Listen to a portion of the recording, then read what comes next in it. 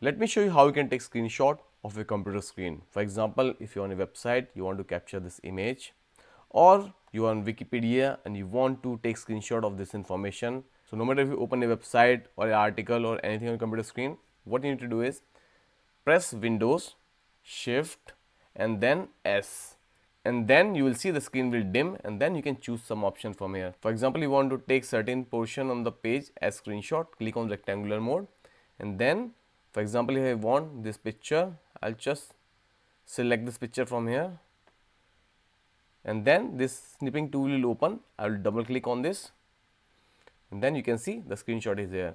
What I can do now is I can copy this from here, and if I click on Ctrl V, I can paste this image in an email or anywhere else where I want, in a document, in a WordPad, anywhere. If you want to take the screenshot of complete screen on your computer, the quickest way is to press Window and then print screen button, and now this complete screen is copied. So again, if you want, you can go back to email and then you can use Ctrl V, and you see you just took the screenshot of complete page. I hope this video is helpful. Don't forget to like the video and subscribe to the channel. I'll really appreciate that.